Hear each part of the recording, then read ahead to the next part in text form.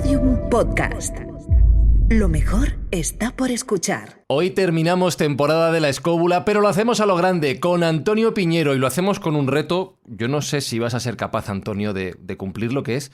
¿Eres capaz de definirnos en 30 segundos para el vídeo de redes sociales qué es la gnosis? ¿Puedes hacerlo? La gnosis es un conocimiento, y un conocimiento revelado, de algunos hombres y mujeres que creen poseer dentro de su cuerpo algo más que los demás. Es decir, los demás tienen cuerpo y alma, pero ellos tienen cuerpo, alma y espíritu. Y ese espíritu es consustancial con la divinidad. Al ser así, ellos son los agraciados para recibir la revelación especial y entender ellos solos, por revelación, cuál es el contenido profundo de la religión en la que están, porque la gnosis se da en religiones establecidas. Hay judíos, hay hindúes, hay sufíes en los árabes, y entonces el judío y el cristiano cree, como gnóstico, que tiene un contacto especial con la divinidad y él solo es capaz de entender profundamente las escrituras. Y al entenderlas profundamente, obra de acuerdo y es prácticamente el único que se salva. Y los demás, pues los demás, en fin, los demás no Ya. diría alguna cosa, hombre, diría, No diga no lo digo, más, pero Antonio, porque nos hemos ido de los 30 segundos, llevamos ya más de un minuto. En TikTok la gente no acepta más, entonces dejamos esto aquí y os invitamos, si queréis saber más sobre qué es la gnosis con Antonio Piñero, a escuchar el resto del programa de esta semana de La Escóbula de la Brújula. La Escóbula de la Brújula. Podium Podcast.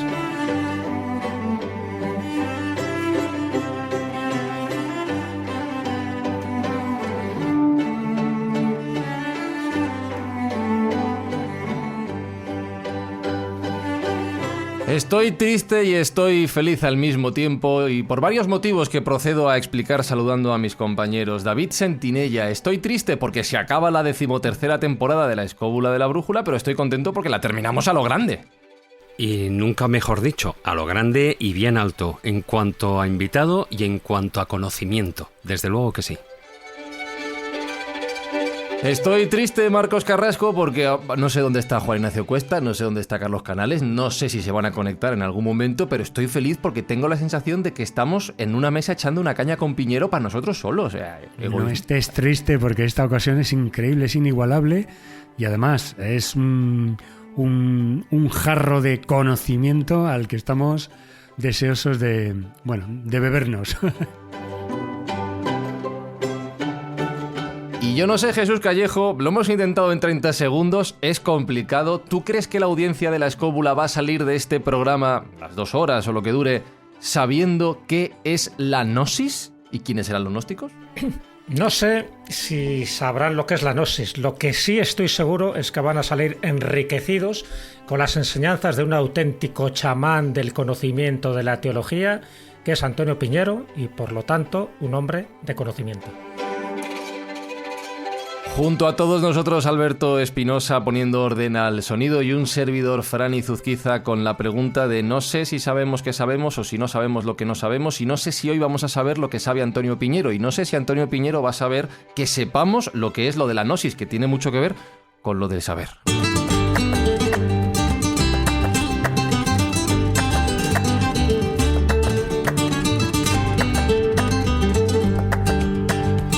Y como digo, no creo que a estas alturas de la vida haga falta representar a nuestro invitado, pero voy a recordar que es doctor en Filología Clásica, profesor catedrático emérito de Filología Griega. Diría que es uno de los mayores expertos que tenemos a nivel mundial sobre el cristianismo primitivo, las escrituras, es escritor también, y hoy nos presenta, por si tenéis alguna duda, escobuleros, Gnosis, conocimiento del oculto, la gnosis judía y cristiana explicada por sus textos, editado por Trota. Antonio Piñero, ¿cómo estás? ahora estupendamente. Hay otros momentos en que estoy triste, pero ahora no. Eso te iba a Ahora decir. estoy alegre de verdad. Hombre, porque estoy entre amigos, estoy muy a gusto. O sea que Ajá. gracias Y venga, adelante. Adelante, hoy tenemos el reto de entender entre todos, y que un servidor lo comprenda, qué es la gnosis.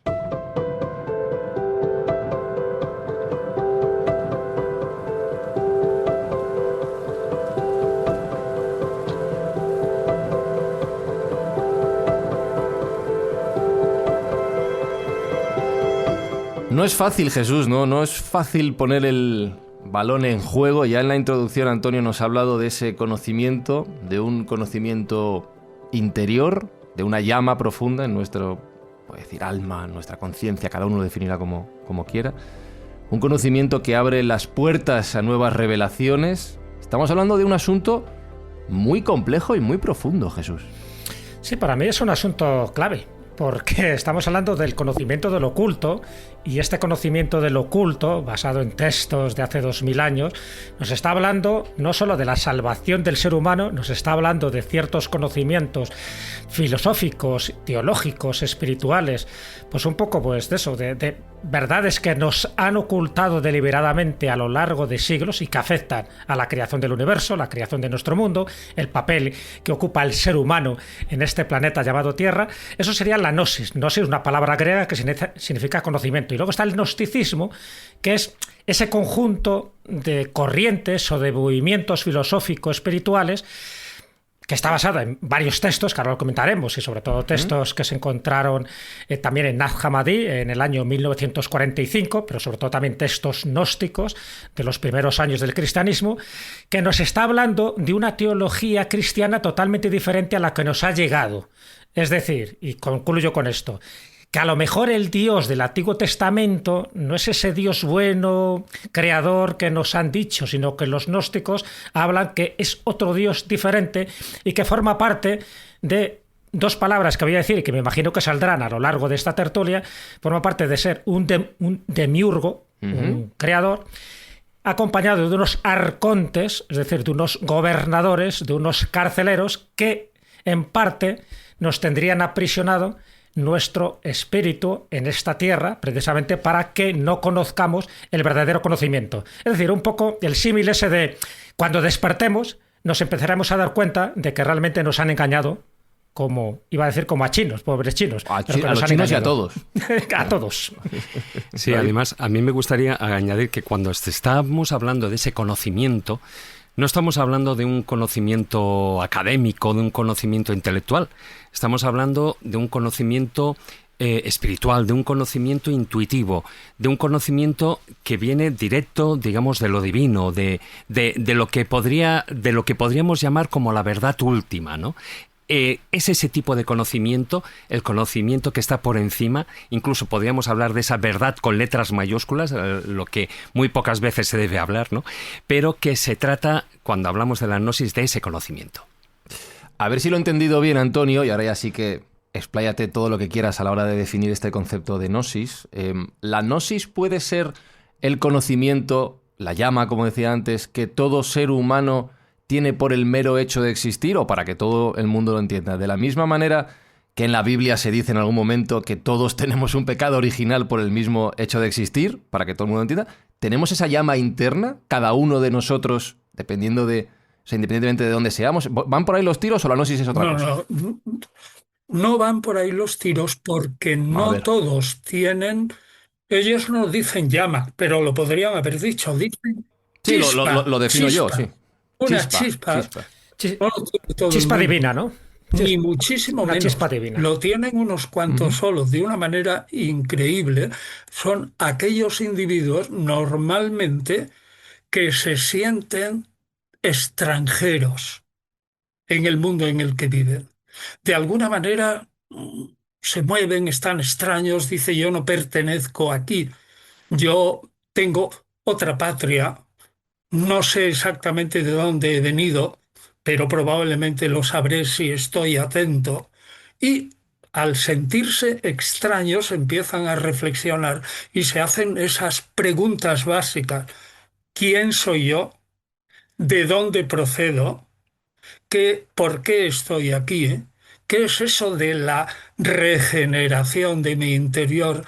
¿Hacia dónde debo dirigirme? Es decir, el gnóstico en principio es un individuo que se encuentra forastero en este mundo.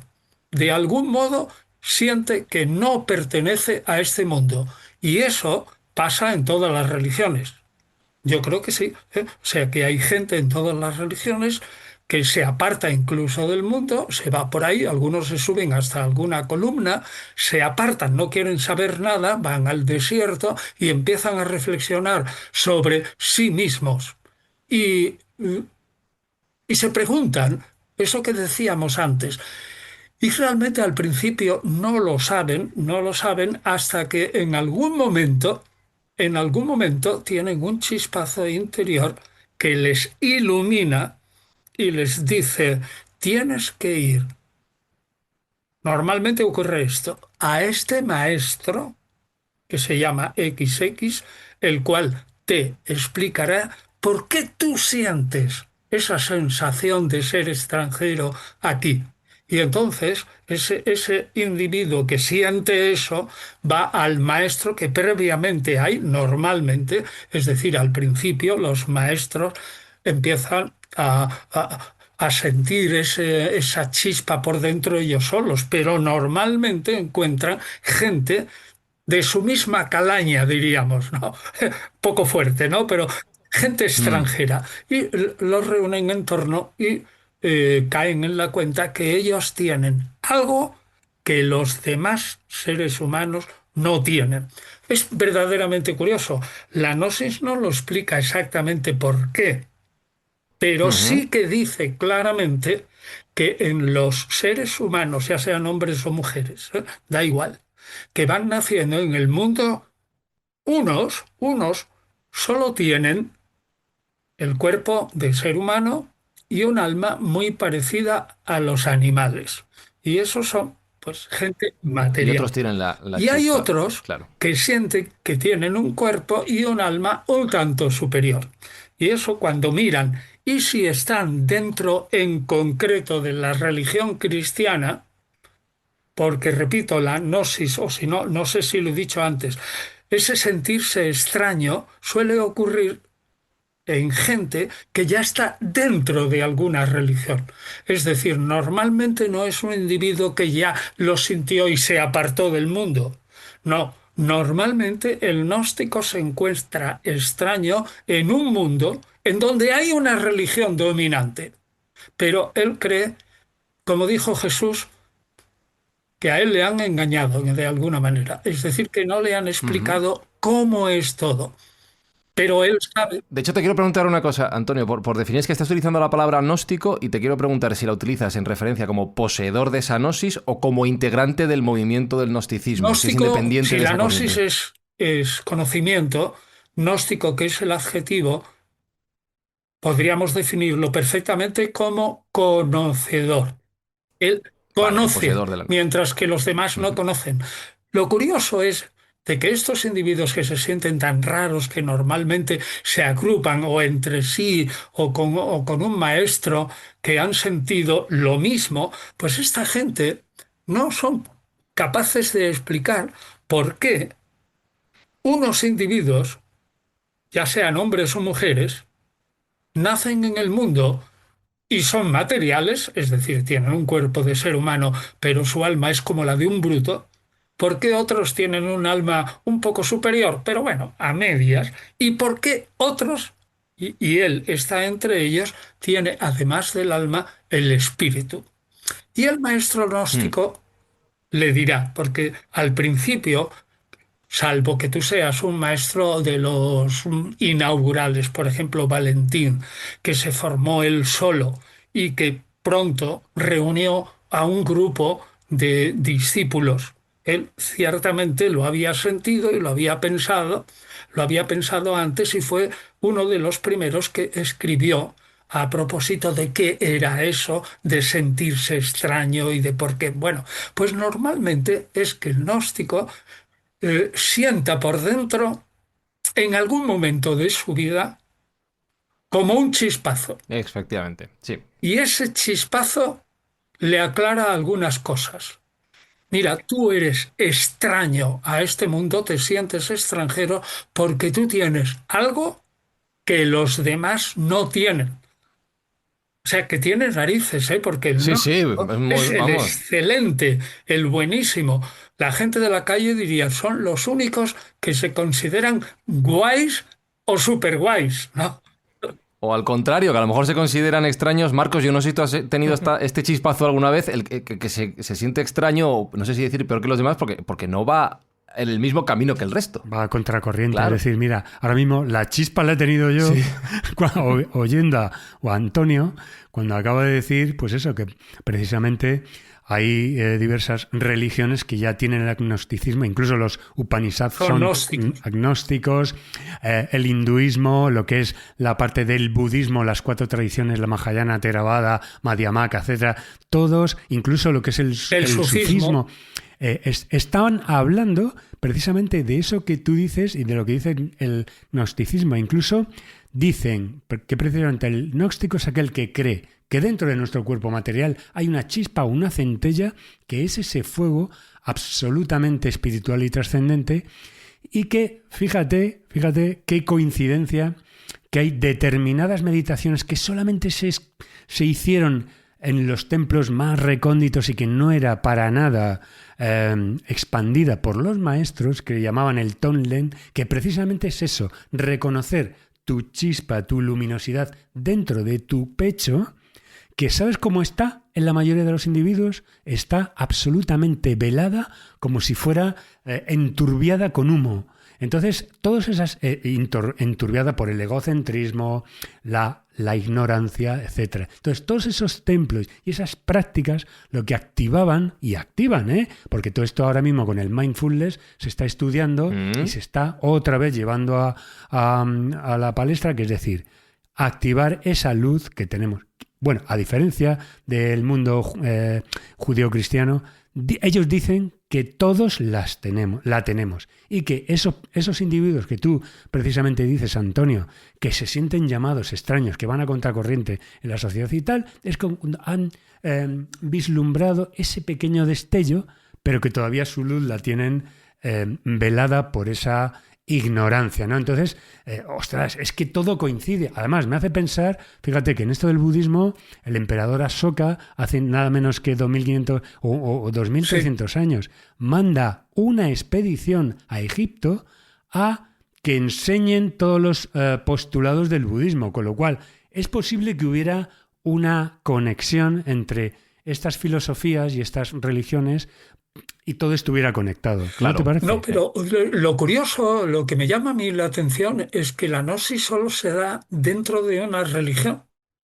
En lo que nosotros conocemos, la gnosis no sale en un señor que está en el desierto y no ha tenido ningún tipo de contacto religioso, sino que la gnosis solo se da en una religión previa, es decir, que normalmente tú has dicho, los Upanishads tienen como unos libros sagrados, los budistas también tienen una suerte de libros sagrados, los sufíes son una interpretación del Corán que es sagrada, los judíos la cábala y los judeocristianos y los cristianos la gnosis. Es decir, ¿por qué nace solo dentro de una religión?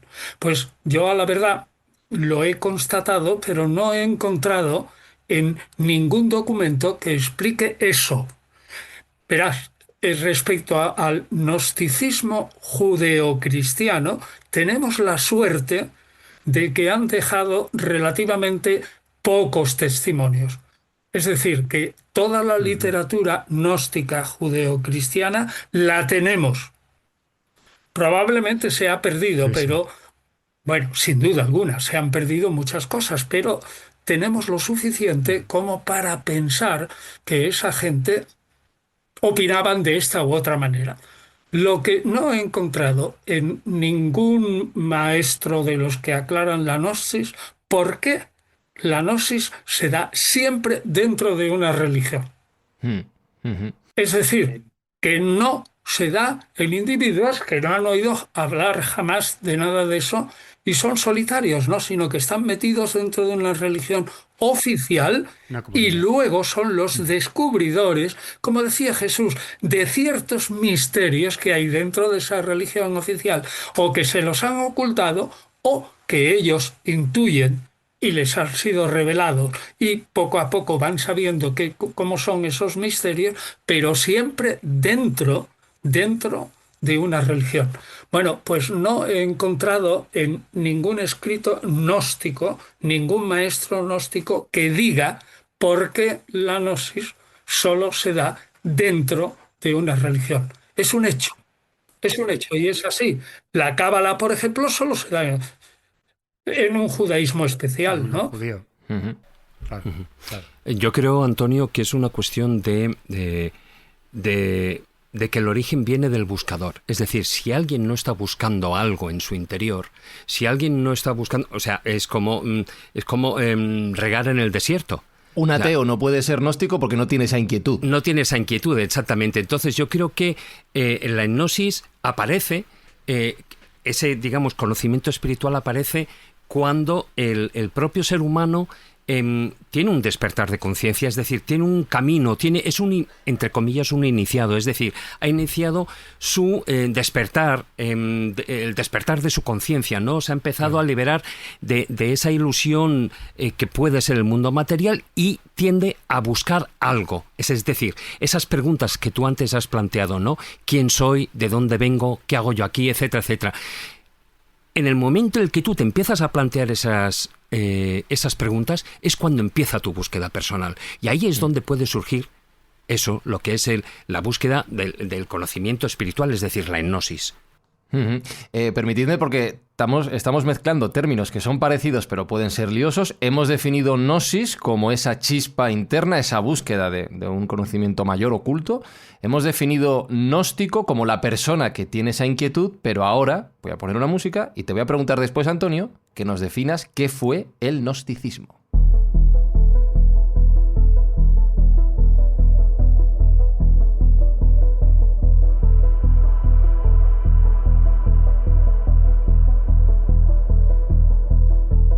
Porque ya lo has apuntado que dentro de todas las grandes religiones ha habido estas personas que han tenido la inquietud de buscar más allá, que se han retirado, como bien has descrito, que se han incluso organizado, pero cuando hablamos del gnosticismo, en el caso concreto del mundo judeo-cristiano, sí que estamos hablando de una, voy a decir, organización o de un grupo de personas que realmente comenzaron a hacerse estas preguntas de manera conjunta. ¿Cuándo comenzó esta corriente? ¿Dónde fue? ¿Cómo se empezó a organizar el gnosticismo y gnosis y todo esto es en general un término discutido porque hay incluso gente dentro, estudiosos de la gnosis, que se cuestionan todo absolutamente, si es que hubo gnosis, cuando empezó, etcétera. Pero tú me has preguntado por gnosticismo y yo te puedo responder directamente que la gnosis como conocimiento se transforma en gnosticismo cuando de algún modo se escribe en algún libro, en algún papel, en algún pequeño folleto, lo que quieras, y de tal modo que quede algo escrito. O sea que el gnosticismo es la puesta por escrito de estas inquietudes que tienen aquellos individuos que dentro de una religión determinada se han preguntado por qué están insatisfechos dentro de esa religión y con el mundo en general. Claro, es una especie de bajada a tierra, ¿no? Porque todo lo que estamos hablando hasta ahora es muy teórico, la gente lo estará diciendo, pero esto, vale, esto es un marco muy teórico, pero en algún momento sí que ha habido gente que ha expresado esas inquietudes en algo concreto. Entonces el gnosticismo lo podríamos definir como aquellos textos que describen esa experiencia, que hablan de lo que es el conocimiento, que definen qué características son o tienen aquellos individuos que se creen conocedores gnósticos y cuáles son sus doctrinas. Entonces, cuando tú tienes un libro que explica esas doctrinas, ahí tenemos claramente el gnosticismo, porque está puesto por escrito. Si no se pusiera por escrito, no hablaríamos nada más que de una gnosis compartida entre unos cuantos y tal. Pero puesta por escrito, en escritos, o en textos, o en libros, que son de dos clases, voluntariamente de dos clases. Una, para la gente de dentro, esotéricos, con S, de Sevilla, y otra para la gente de fuera, con la X, ¿no? Exotérico. Y ahora, Eso es. fíjate que yo creo que en los textos gnósticos, en lo que es el gnosticismo, me da a mí la impresión de que algunos textos están absolutamente encriptados de tal modo que el maestro se asegure una suerte de paga Eh, cada vez que el gnóstico vaya y le pregunte y le pero explique ¿cómo? el por qué este texto. Es decir, que están encriptados para que el maestro sea necesario. Pero me acabas de tirar por tierra. Yo esto lo veía como algo súper... Oye, voy a saludar a Carlos Canales, que se acaba de conectar copa de cerveza en mano. Aquí en ¿Cómo medio estás? de la tormenta Aquí, inmensa. tremendo. Carlos, Pues ya verás hola. la tormenta de ideas que se está generando aquí en esta Ya edición de he la empezado a Escóbula. escuchar, así Sí, que sí. lo estaba oyendo. Jesús Callejo, yo esperaba algo súper elevado, súper... buah, y de repente ha venido Antonio a tirármelo por tierra cuando me dice que el maestro cobraba por explicar lo que estaba puesto ahí, que nadie entendía. Claro, Esto a mí porque me vuelve tenía loco. que vivir también. Lo entiendo, O lo sea, que el entiendo. Sí, maestro todo esto es muy tenía que teórico, pero hay que... vivir y recibía un estipendio de sus... Entonces, algunos textos gnósticos, sin duda alguna, están escritos para que sea necesario el maestro, lo cual es, pues, quiero decir, Muy humano. muy humano y muy natural, porque el maestro tiene claro. que vivir. Normalmente los gnósticos eran grupos tan pequeños que se autofinanciaban con dones normales que los discípulos entregaban al maestro sin más. Y normalmente los maestros gnósticos, al ser ajenos al mundo material, normalmente llevaban una vida ascética. Pero hay que Y comer. gastaban muy poco, Claro. tanto en vestir como en comer, como en su habitáculo natural, en su casa, lo que fuera. El maestro gnóstico tiende a una vida ascética. Aunque, atención, hay algunos gnósticos que son libertinos, es decir, que opinan que la gnosis es un conocimiento tan impresionante y afecta tanto al alma y al espíritu que a la materia se queda como fuera, aparte, y por lo tanto pueden hacer con el cuerpo lo que quieran. Es decir, podían tener una vida de libertinaje claramente sexual. Sin duda, tenemos textos fibionitas y de algunos Siempre acabamos en gnósticos, lo mismo, ¿eh? Marcos el gnóstico, que decía, el hombre se jactaba de haber comunicado su sabiduría vía sexual a un montón de mujeres. Sí, Ese soy señor. yo.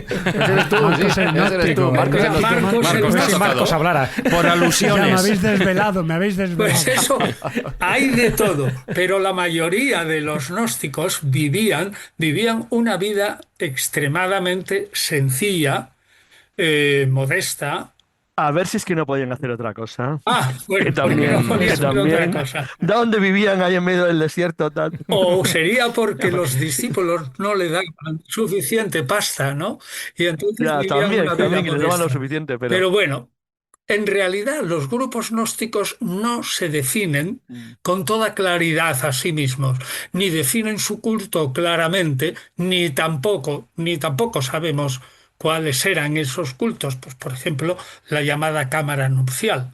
Porque todo el mundo creo que aquello podía ser una orgía o una debacle y tal, y probablemente no lo era, a tenor de la mayoría de los textos. Pero quiero decir, el texto normal describe a un gnóstico ascético, separado del mundo, que come poco, Y que dándole le importa al coco. nada el vestido, que normalmente vive pues, o aislado o con otros, pero que en otros casos forma, o en la mayoría forma parte de un grupo cristiano, y dentro del grupo cristiano o judío hay un grupito de selectos, como si hubiera un radar, ¿no? Que se emitieran y se conocieran entre ellos, como si emitieran Se identificaran, feromonas, ¿no? De alguna ¿no? manera. Sí. Y entonces Sí. se conocen Sí, entre como los ellos y elegidos, forman un al final. grupo dentro de la iglesia. Ahora, ¿Tú crees que eso eran los primeros cenobios, los primeros pues ermitaños? no, normalmente los grupos gnósticos no son cenobitas, están dentro, formando un grupo especial, pero dentro de una sinagoga Sí, de la Grey cristiana que sí, había o dentro de dentro de un los grupo primeros cristiano. cristianos. O sea que Claro. se creen especiales, pero normalmente están dentro de la Iglesia.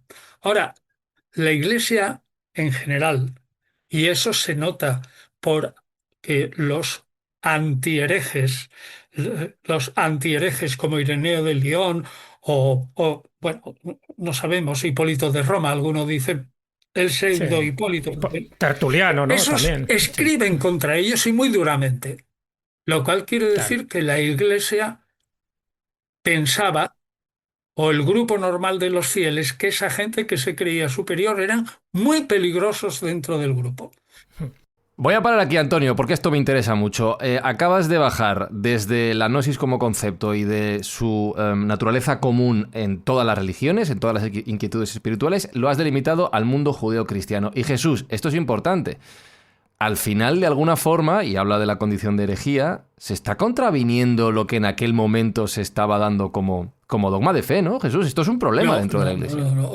Yo creo que ahí hay un pequeño error de percepción. Estoy fino yo hoy, ¿eh? Un pequeño error de percepción porque Jesús no salió del ámbito fanático radical. Es decir, ¿Te refieres a era Callejo un o al otro? fariseo radical. Ya lo veo Se con refiere al de Callejo, Nazaret. lo veo Y con por lo tanto es muy difícil que él pudiera considerarse un gnóstico. Era más bien un hombre del pueblo.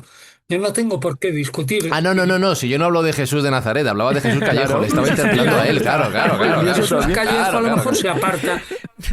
A lo mejor es un hereje también, No, ¿eh, es el- Jesús? es No sé, seguro. yo- Pero se Un tiene poco sí que lo Jesús soy. Callejo tiene que considerarse el jefe, el mejor del grupo, Si el es- más guay del pero grupo. si es por eso, porque Si no, no. el Será pobre por el nombre, ¿verdad? lleva un rato intentando hablar con la manita levantada y estoy intentando que hable. Pobre.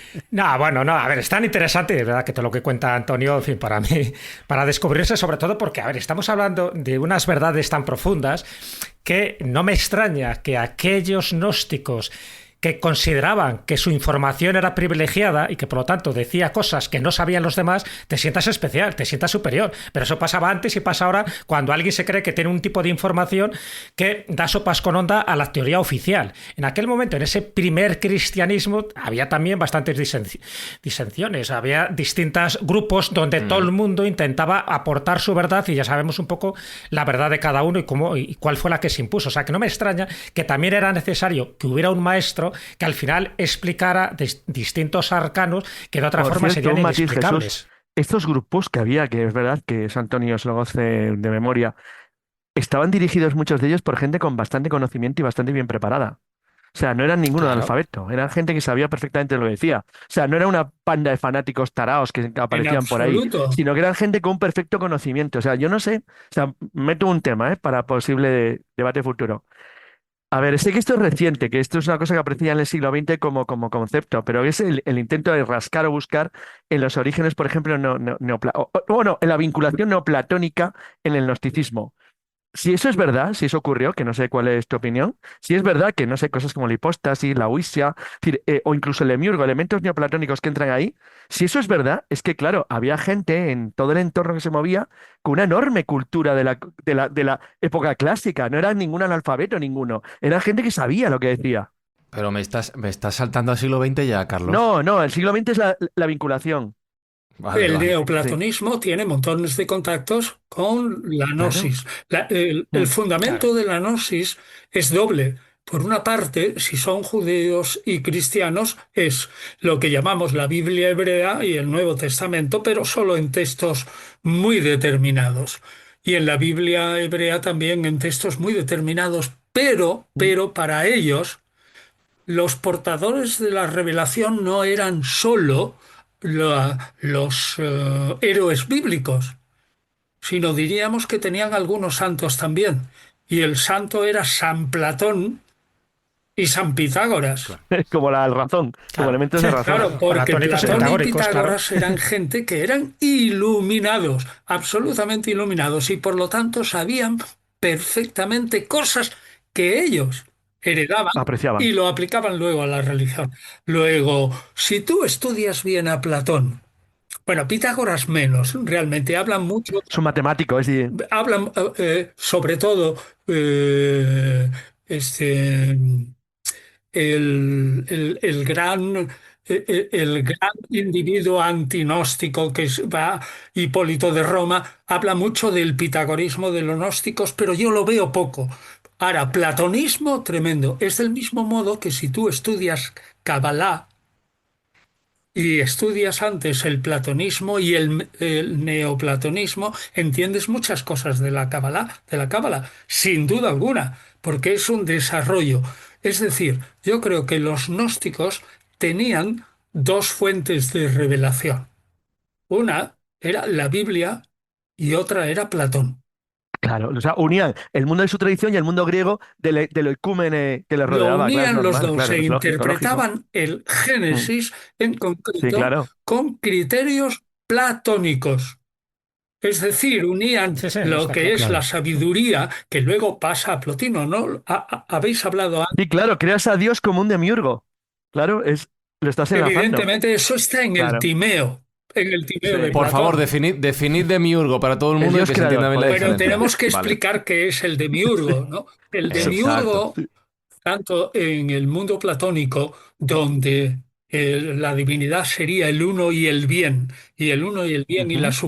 la suprema idea del uno y el bien no se mancha las manos con la materia, y entonces Ujú. utiliza un intermediario para Y que aparece en tomando medio. las Sí. formas que ve en Mm. el uno y el bien y utilizando una materia, y ahí viene diversas explicaciones, ya sea una materia previamente existente o no, utilice las formas que recoge del uno y del bien, las mete dentro de la materia y forma el universo.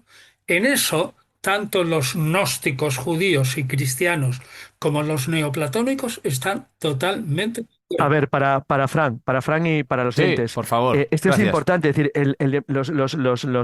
no los cristianos, obviamente, los griegos, los griegos clásicos eran politeístas, con lo cual el demiurgo era una Mm. especie de dios creador, de dios primordial, es decir, que formaba parte de una esencia primordial del cosmos, porque si no, no se entendería, porque ellos tenían dioses plurales y los cristianos no, somos monoteístas, es un detalle Ujú. importante, ¿eh? Bueno, pero el Bien. demiurgo, para un tipo que pensara al modo platónico, Claro, es era diferente que para alguien, que para un gnóstico. como una Sí, especie de modo eso del es. uno y del bien, el uno Mm, y del bien, Eso es. que Mm. se lanzaba hacia afuera y al lanzarse hacia afuera adoptaba el modo de creador.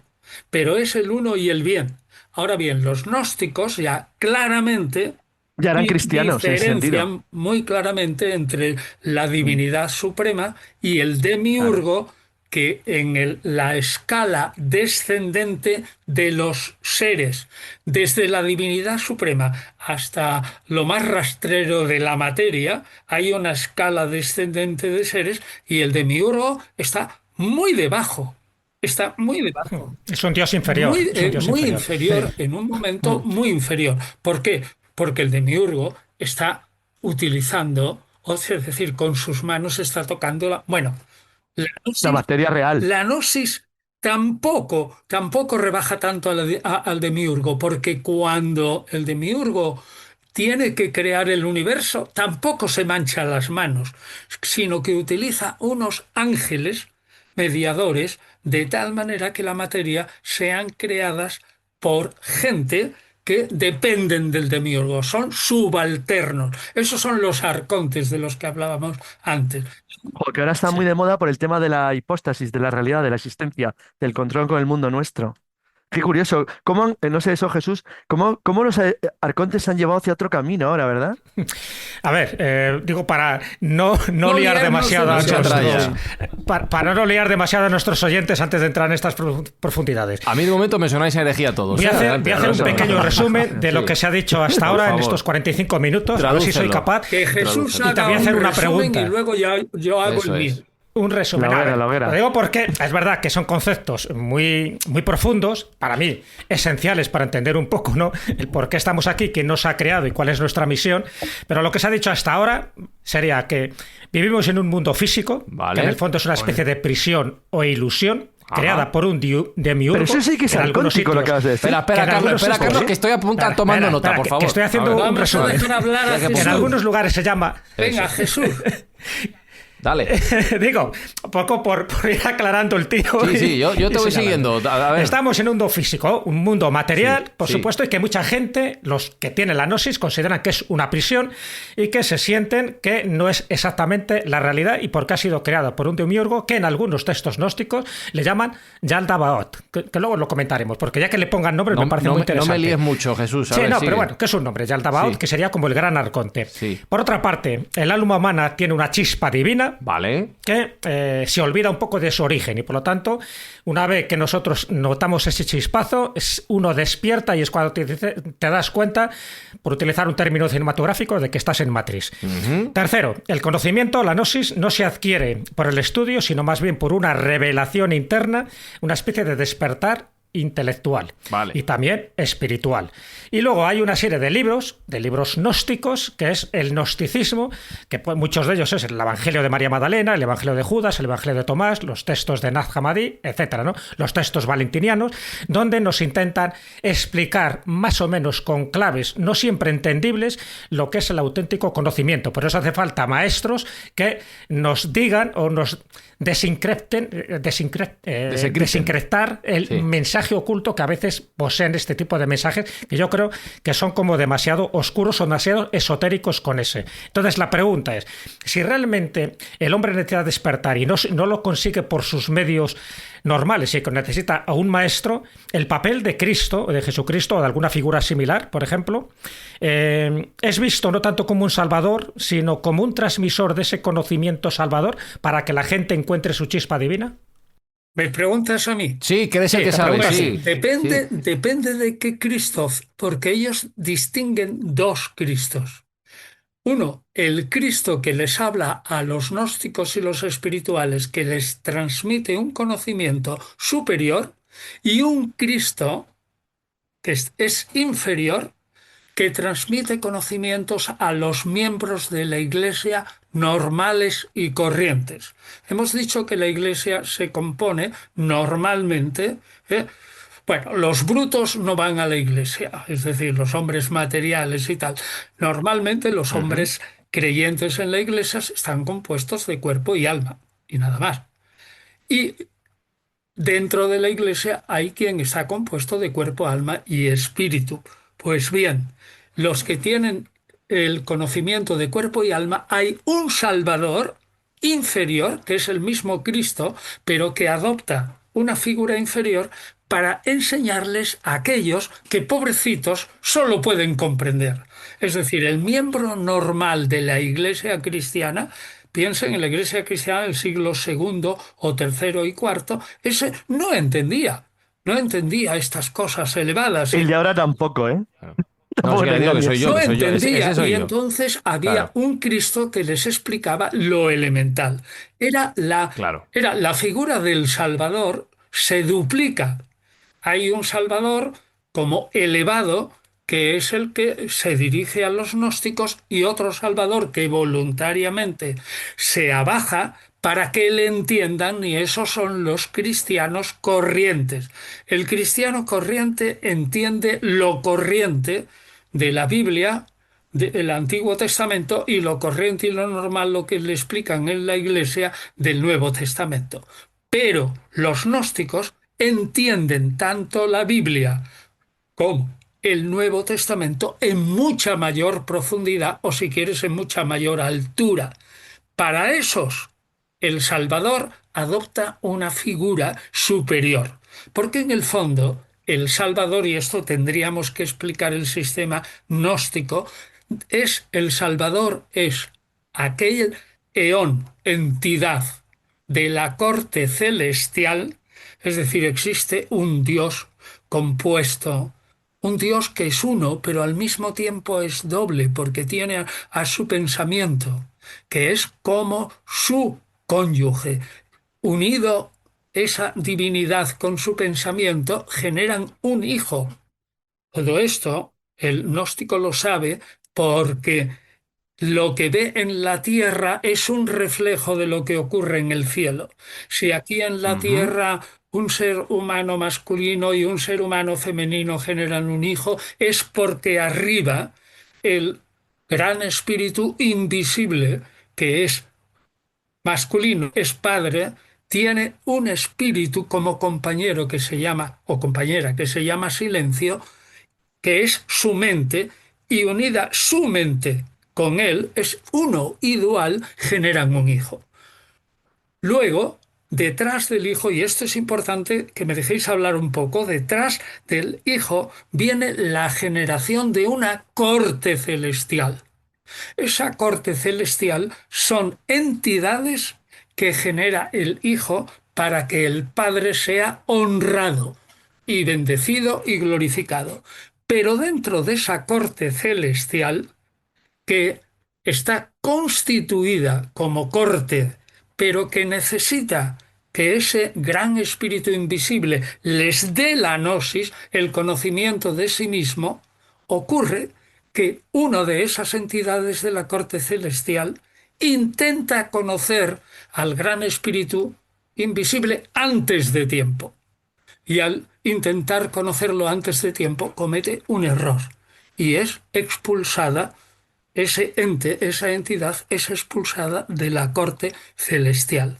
Y una vez que es expulsada de la corte celestial, el Dios invisible, el gran Dios, el gran espíritu invisible, crea una barrera que se llama límite y esa entidad expulsada queda fuera del límite. Pues bien, ese eón que queda fuera del límite por un complicado proceso, también de una manera que habría que explicarlo lentamente, genera una réplica suya, que es la hija de ese eón, y vamos a llamar a ese eón por su nombre. El eón se llama sabiduría. Precisamente es sabiduría aquel eón de la corte celestial que comete el error de querer conocer al gran espíritu invisible antes de que él quiera.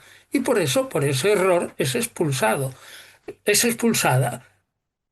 El gran espíritu invisible hace un muro, ese muro se llama límite y deja a ese eón fuera. Pues bien, ese eón se arrepiente, es aceptado y para que sea, y ahora empalmo con lo del Salvador, para que ese eón que ha sido expulsado de la corte celestial pueda volver, tiene que arrepentirse y alguien tiene que salvarlo.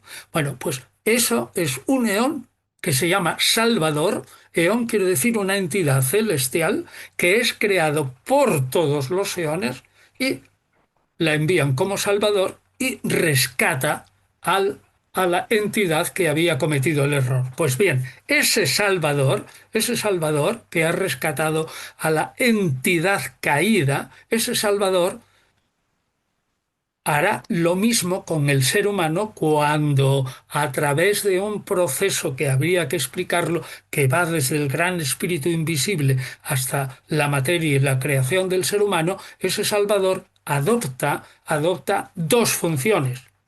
Si es el Salvador de los gnósticos, es un Salvador de primera clase. Y si es un Salvador de los cristianos corrientes, es un Salvador de segunda clase.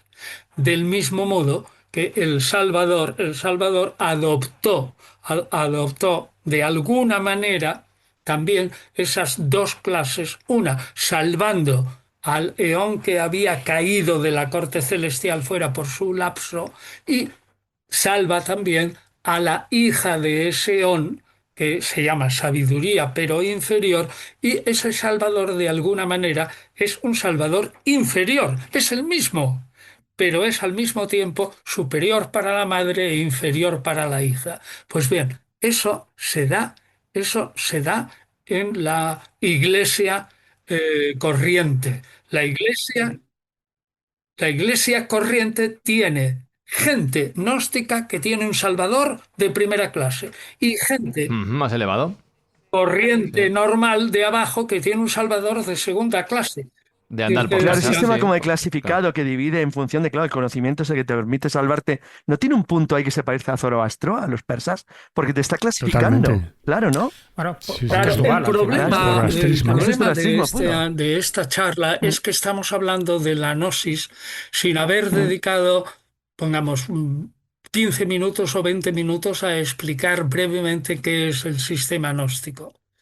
Pero Claro. si lo explicamos qué es el sistema gnóstico que va desde el gran espíritu invisible hasta el último gusano de la materia, entonces si tenemos idea de que ese gran espíritu invisible y por un desgraciado proceso que se da dentro de la corte celestial se crea la materia y luego por el demiurgo, la materia va formando el universo y de las estrellas y la luna y el ser humano, entonces caeremos en la cuenta que lo que hay en la gnosis es, uno, un Dios increíble que es un gran espíritu que está totalmente alejado a la materia, pero al mismo tiempo el gnóstico ve que hay una materia que no sabe cómo empatarla con si el Dios de arriba es puramente espiritual, ¿cómo existe la ¿Qué materia? pinta esto qué? Y Exacto. ¿Dónde entonces está el se meollo? conecta. inventa un sistema, y ese es el sistema revelado, que por grados o escalones hacia abajo va desde el gran espíritu invisible hasta el último gusano. De tal modo, y este es el truco de la gnosis, de tal modo que el gran espíritu invisible, del que depende, quiérase o no, la creación de la materia, porque para eso es lo último, es decir, el Dios absoluto, y por lo tanto, si existe la materia de algún modo, tiene que depender de él, se forma un sistema de modo que ese espíritu vaya produciendo seres que son cada vez más inferiores hasta que se llegue a la materia del A todo. nosotros. ¿Y qué consigue la gnosis? Con establecer esa especie de escalones hacia abajo continuamente. Pues es bastante sencillo explicar que el mundo material depende pero no depende, repito, depende pero no depende del gran espíritu invisible. Y el gran espíritu invisible no es el culpable de que exista la materia. Esa es la gnosis. Y por eso Toma ya. montan un Un castillo un tremendo. sistema complicadísimo. filosófico Es muy complejo. tremendo basado en Platón y en Pitágoras, que desde el Claro. gran espíritu invisible hasta el último gusano se van creando seres y cada ser, eso lo dice Plotino, una entidad superior genera, precisamente porque es una entidad. Bueno, pero Plotino es el número neoplatónico, es Pero- puro pensamiento griego. Pero lo que genera siempre es inferior. Y entonces se va generando en una bajando, escala va hacia bajando. abajo, de modo que el último gusano de la Tierra depende Sí, forma parte, del gran claro, espíritu claro. invisible. Pero a la vez hay tantos escalones hacia abajo que el gran espíritu invisible no tiene culpa alguna de que exista ese gusano. Es decir, han hecho un montaje de tal calibre. Es una pirámide No, no, gigantesca. Es increíble, efectivamente, un desde lo más montaje alto de tal todo hasta lo calibre más que el bajo. gran espíritu Ahí viene la complejidad, por eso es tan invisible complicado llegar a ello. es- Claro. El gran espíritu invisible es el padre último del gusano. Y sin embargo, Es todo y no nada a la tiene vez. que ver nada con el gusano. Eso es la gnosis. Pobre- a mí pobre me gusano, suena pobre a gusano. indígena norteamericano. A mí, del gran a espíritu. lo que he dicho al principio, a la época de Frank cuando era niño, Material Girl, ¿Sí? Material World de Madonna. Tío. Viviendo Oye, en un pero, mundo a material. ver, un momento. Después de todo lo que ha contado Antonio, que es mucho y muy complejo, Sí. Jesús Callejo, nuestro traductor oficial, ¿tú crees que los escobuleros estarán Por siguiendo favor, el hilo? Jesús, A ver, asístenos. nos ha dado una masterclass. Bueno, Sí, lo que 10 minutos. ocurre- Estoy mira, alucinado. lo que ocurre. Me ha- Adiós, espera. Me ha recordado mucho, pues y además tiene mucha relación, con el sistema cabalístico del Ein Sof y cómo los sefirós poco a poco van distribuyéndose en ese árbol de la vida precisamente para conocer y reconocer a la divinidad. Pues claro, lo que pasa que desde otro ámbito... Porque la claro, Cábala es una gnosis. Claro, efectivamente, es que me lo ha recordado claramente y mira que es complejo también de entender, pero en el fondo es eso, es un poco esa gran divinidad, el incognoscible, lo absoluto, el Ein Sof, que para conocerse a sí mismo necesita manifestarse y se manifiesta pues a través de los eones, de los demiurgos y en fin, de tantas historias. Pero bueno, una cosa que me ha chirriado de lo que me has dicho, digo, para no profundizar mucho más y no levantar mucho dolor de cabeza, porque para mí es apasionante. Pero una de las cosas que me ha chirriado, Antonio, es esto que has contado. Claro, se da todo en el ámbito de la divinidad. Y en el ámbito de la divinidad, ¿es posible, como tú acabas de decir, que se cometan errores de este calibre? Aunque parezca increíble, la gnosis afirma que se comete un error. Porque si no hay un error dentro de la divinidad, jamás existiría la materia. Es decir, la materia procede de la divinidad y al mismo tiempo por un error dentro de la divinidad. ¿Por qué? Porque la materia es totalmente contrapuesta al espíritu y al gran espíritu invisible. Luego ahí está. Hay que montar un complejo descendente de tal manera que incluyas el error dentro de la divinidad. Esa es la clave. El error se da dentro. Y ellos lo explican los gnósticos diciendo que una vez que ha ido descendiendo desde el gran espíritu invisible hasta la formación de la corte celestial, que se llama eones, es decir, entidades, y que pueden ser 30 o que pueden ser 365 o que pueden ser infinitos. Bueno, depende del sistema gnóstico. Pues necesariamente tiene que haber un error o de lo contrario jamás se produciría la materia. Y eso es el problema que trata de explicar la gnosis. Claro. ¿Cómo lo llevas, Marcos? ¿Cómo vas tú? Fijaos lo que se parece a eso que nos acaba de contar Antonio, de ese descenso de la divinidad a la pirámide, el ojo, que todo lo ve, y los peldaños de la pirámide que dicen los masones. Y ahora alguien de aquí me va a mirar de reojo, pero es que todo eso está simplemente conectado. Es decir, tanto el ojo, que es la divinidad, que desciende hacia lo que has dicho tú, Antonio, hacia las entidades naturales o creadas más bajas, y luego al revés, la conexión hacia arriba, hacia la divinidad, pero que no es. Incluso la G de la gnosis está conectada con también la G de posiblemente los masones. Sí, yo también lo he pensado, ¿eh? Sí, el gran arquitecto. Sí. Fijaos qué conexión más alucinante. Oye, pero una cosa, como ha habido un error, debemos completar este concepto del error. Al final, según la gnosis, la materia será absolutamente aniquilada. ¡Vaya hombre! Destrozada, aniquilada y reducida a cero. La impermanencia. Segundo, el alma de los judíos y cristianos corrientes, de los judíos corrientes y cristianos corrientes, hay judíos gnósticos y judíos no gnósticos, esos irán a un sitio donde no llegan hasta la divinidad. Es el ámbito de las estrellas fijas, arriba del todo. Y cuando se haya aniquilado toda la materia y quede solo el alma que de algún modo, aunque sea inferior, tiene una cierta chispa de la divinidad, en un lugar que está por encima de la luna, en el ámbito de las estrellas fijas, todo aniquilado, entonces volverá al principio, volverá establecido ya, que unos cuantos se quedan en el ámbito de las estrellas fijas y otros, los gnósticos, suben a la corte celestial, entonces queda como una suerte de vuelta al principio en la que el ámbito de las estrellas fijas queda de algún modo espiritualizado.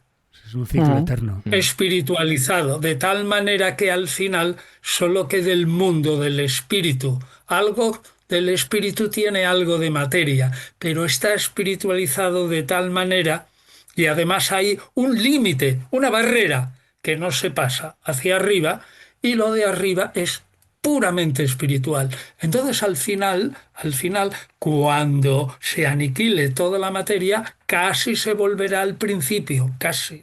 Esto me está recordando a la teoría del Big Bang y Big Crunch, Big Bang y Big Crunch, de la expansión y contracción del Pues universo. es que que es una teoría... es así. Sí, Es es un momento decir, se cíclico, creará y ¿verdad? luego Sí, sí. volverá otra vez al principio. De nuevo, al Fíjate, punto. lo que dicen las filosofías orientales es lo siguiente, es que cuando todos los seres, tanto vivos humanos como todos, hasta lo último que se mueve en la Tierra, alcance la iluminación, entonces es cuando se reabsorbe todo eso y vuelve a Volvemos empezar al inicio. en un gran ciclo infinito de ese universo que está continuamente, fíjate, clonándose a sí mismo, ¿eh? Y eso es la eternidad. Esto es, fijaos en qué puntos distantes de la Tierra estamos pensando lo mismo, ¿eh? O casi lo se está mismo, pensando o lo casi mismo. lo mismo. Absolutamente. O casi lo mismo. Bueno, a mí con yo distintos saco una disfraces. cosa y tengo que saco una idea, ¿no? Que precisamente estamos aquí reunidos porque a mí se me ocurrió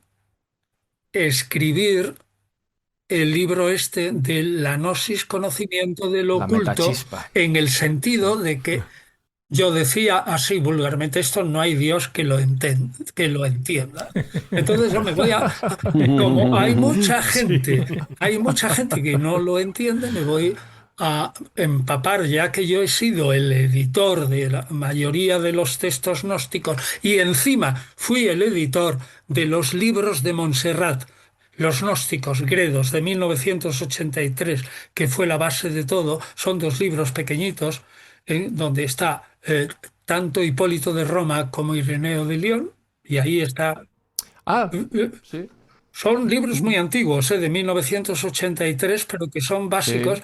Y entonces dije yo creo que no hay más remedio que explicar a la gente qué es esto en un libro que no sea de investigación, Ya, que se sino pueda en un leer por libro cualquier persona. que sea didáctico.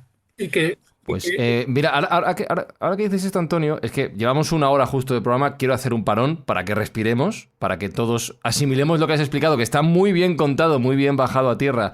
Yo creo que lo he entendido y espero que los escobuleros también, pero claro, me estoy preguntando, ya que mencionabas precisamente lo de los libros, voy a lanzar una música y quiero que hablemos de la realidad histórica y de los textos y de las personas que han formado parte de este movimiento.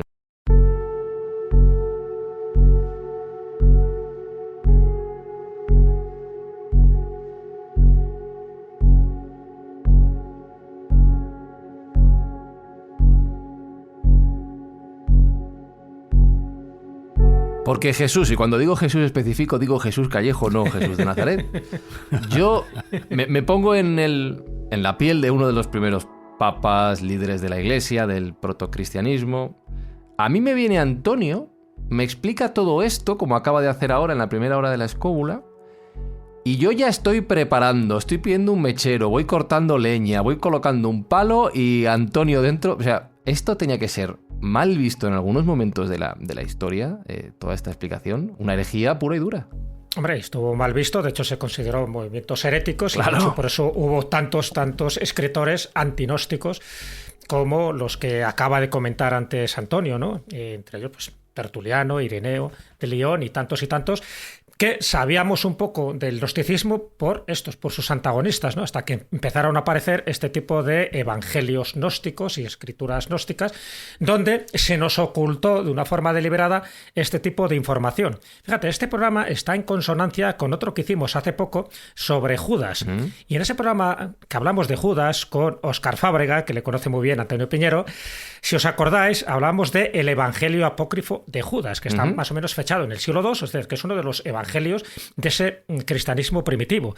Y en ese evangelio lo que se decía es que el Dios que adoraban los demás apóstoles y en general los judíos era en realidad un falso Dios. Y aquí quiero entrar en uno de los aspectos, creo que más polémicos, porque ese falso Dios, ese demiurgo del Antiguo Testamento, ese Yahvé, al final, en el Evangelio apócrifo de Judas le llaman Saclás, que sería el necio, que hizo un mundo corrupto, un mundo material, un mundo donde condena a las almas a la reencarnación y donde les condena precisamente a que no averigüen que tienen esa chispa divina, es decir, que no averigüen que realmente tienen un espíritu. Entonces, mi pregunta, Antonio, claro, fíjate que esto es una bomba de relojería. Quiere decir que lo que se dice en el Antiguo Testamento, lo que creen los judíos cuando hablan de Yahvé, de Sebaot, de él, de todos los nombres que se recibe y que luego, mal traducido, dice Dios en general, realmente este sería el demiurgo, ese ser malvado que crea la materia precisamente para tenernos aprisionados y por lo tanto confundidos y despistados para no conocer el auténtico Dios único, verdadero, el absoluto, el innombrable, el incorruptible.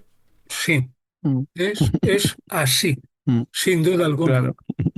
Una vez que se está en el ámbito de la materia, el demiurgo que ha sido desposeído del espíritu, y esto es muy importante, habría ya que hablar también de por qué es desposeído del espíritu, tiene tanta rabia a los seres humanos y sobre todo a los seres humanos que sí tienen el espíritu y que él no lo tiene, que declara la guerra a los seres humanos. Y por medio de los arcontes, que en algún aspecto hacen la función de diablo, lo que intentan es que el ser humano permanezca siempre ebrio, dormido, en la tierra, tonto como tonto, de tal modo que nunca caiga en la cuenta que tiene esa chispa divina dentro y ni se le ocurre pensar que existe algún Dios además de él, del demiurgo. Es decir, el engaño de todos los judíos es haber caído en esa trampa y considerar al demiurgo Yahvé como el Dios supremo. Pero precisamente le llaman Saclas o Saclas necio porque ese Dios supremo ignora o pretende ignorar que Él no es Dios, sino que el verdadero Dios está mucho más arriba y sería el gran espíritu invisible. Y entonces ese Dios, Yahvé, desposeído del espíritu, es enemigo del gran espíritu invisible. Y como hay entre los hombres gente que tiene ese espíritu emparentado, consustancial con el gran espíritu invisible, lo que hará será que todos esos gnósticos queden borrachos, así, ebrios, dormidos, que no caigan en la cuenta que tienen esa chispa, que se asemejen a los demás y que queden ahí, de tal manera que si ahí quedan, pues el reino del demiurgo duraría eternamente. Pero si los gnósticos llegan a conocer que ellos tienen una chispa y al final se cumple el número de gnósticos que ha decidido el gran espíritu invisible, el demiurgo se va al garete. Nada, será aniquilado. Ahora bien, los gnósticos, curiosamente, hacen del demiurgo, unos sí y otros no, pero algunos gnósticos hacen del demiurgo, sobre todo de Sabaoth, que es el hijo del demiurgo, distinguen entre Sabaoth y el demiurgo, pues hacen de él un ser humano engañado. Y al final, como es un poquito tonto, lo perdona, Dios lo perdona. Y el demiurgo, al final, va no al cielo de las estrellas fijas, sino a otro eso sería como el noveno o décimo cielo, sino a otro que está un poquito más abajo, y allí lo perdona y Dios el Dios, el gran espíritu invisible, lo mantiene allí por Fíjate la obsesión que tienen con las escalas, una y otra vez las escalas, los niveles, es que los son niveles. necesarias Porque es las aprendizaje, escalas. claro, aprendizaje que supone niveles, ir ascendiendo, claro, está Lo que claro, pero supone es mm, que si hay tantas escalas, sí, tú nunca puedes decir es al gran evidente en ellos, espíritu sí. invisible que él es el Sí. culpable de la Ya, materia, ya, ya, ya. Porque nunca porque llegas es a él. algún Nunca, exacto. elemento de la escala, como por Mm, ejemplo ese eón que comete el error que antes decíamos. sí. ¿Cómo puede haber un error en la divinidad? Bueno, pues si no lo hay, no hay materia. Hmm, Y entendido. ya está, se acabó. Marcos. Bueno, antes habéis hablado de esto, hablando de todo este tema de la ceguera, de esa ilusión de que no nos deja ver el verdadero mundo. Y antes lo habéis hablado del tema de Matrix. Es decir, Matrix es la alegoría gnóstica por excelencia. Me imagino que no lo habrás visto, Fran. Sí, hombre, no me fastidies. Para una que veo. Joder, qué He visto rareza, no incluso me la lo puedo 2 y la creer. 3, Es que- pero no me gustaron. Fíjate, Hombre, los sí. personajes. Neo es el arquetipo del redentor gnóstico. Es decir, es el elegido que debe despertar de la ilusión, la Matrix, y descubrir la verdadera realidad. Fijaos cómo se van atando cabos en un lenguaje ultramoderno, bueno, de hace 25 años, que viene a decirnos que la Matrix es el equivalente al mundo ilusorio agnóstico creado por esas máquinas análogas al demiurgo, es decir, que mantienen a la humanidad esclavizada, ciega y absolutamente distraída. Y ese proceso de liberación ocurre a través de esa revelación. La pastilla roja, la red pill, que simboliza la gnosis. Y el conocimiento que permite ver más allá de las apariencias es precisamente esa revelación. Morpheus, como figura gnóstica, actúa como guía o mediador entre el mundo ilusorio y la verdad. Fíjate lo que viene después de la verdad. Y hay veces en que incluso cuando la verdad se presenta, duele tanto que queremos volver a nuestro estado inicial de distracción. Es fantástico porque eso es una recreación de la gnosis aplicada. Es del mismo modo que es algo parecido a la recreación de Superman cuando antes de lanzarse al mundo como Superman y la Kryptonita está como en un desierto. Esas son las tentaciones de Jesús y pasado. Eso está pensado por un judío. Ujú. El Superman es el judío fantástico que está en el desierto, pasa una suerte de iluminación y luego se transforma en Superman. Bueno, pues aquí es igual. Es decir, el mito, el mito, y la gnosis es un mito también, pero un mito revelado, se repite circularmente en muy diversas esferas. Y la gente lista lo que hace es tomar un mito antiguo y lo revive dándole un cuerpo moderno, pero el fondo es exactamente el mismo. Es una relectura. Sí, sí. Oye, ahora hablamos de más ejemplos, si queréis, de la cultura popular actual, pero has mencionado antes, Antonio, que no hay muchos textos que nos hayan explicado este conocimiento gnóstico. ¿Qué otros tomos, qué otros textos hay? Ha mencionado Jesús el Evangelio de Judas. ¿Habéis mencionado los manuscritos de Nag Hammadi? ¿Qué textos Bueno, pues explican todo esto? solamente los que están recogidos en los dos libritos que mencioné antes de José Montserrat, que se llaman Los Gnósticos. 1 y 2. Son dos pequeños libritos de la colección Gredos de 1983, en la que explica el libro primero de Ireneo de León y los libros 5, 6, 7 y 8 de Hipólito de Roma y todos los fragmentos que han quedado de Valentín, Heracleón, Teódoto y algunos más un tanto más raros, incluso Simón Mago, etcétera. Ahí están recogidos todos. Fijaos que hace tiempo yo recuerdo que cuando estaba en Alemania haciendo la tesis, había una colección que se llamaba Pequeños Textos, Kleine Texte, pequeños textos. Y los textos de la Gnosis eran un librito así pequeñito y así delgadito. Claro, entonces no estaba lo de Nag Hammadi publicado de una manera completa, ni mucho menos, porque eso tardó. Lo mismo que tardaron los manuscritos del Mar Muerto en publicarse de una manera completa, 40 años o más, ¿no? Pues entonces se han ido publicando esos dos libros de Montserrat, más los 3 libros de Nag Hammadi, más el Evangelio de Judas. y para de contar. Y ya está. Es decir, Ireneo de León, Hipólito de Roma y fragmentos de Teódoto, Valentín, Heracleón y alguno más. Basílides, pero pocos más. Tenemos todos. Todo lo que ha conservado está todo ahí. Es una biblioteca muy Claro. pequeña. Pero si yo escribí ese libro de la gnosis es porque no se entiende. Es decir, que hay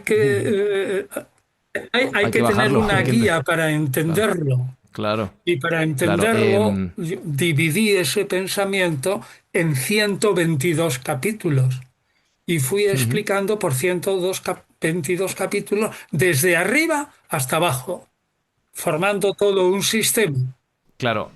Y te quería preguntar, esta corriente de pensamiento basada en tan pocos textos, con tan poco legado escrito, ¿qué importancia ha tenido históricamente o qué legado, valga la redundancia, ha dejado, por ejemplo, en nuestro pensamiento Pues cristiano actual? por la afirmación que dicen los gnósticos que la gnosis jamás ha perecido.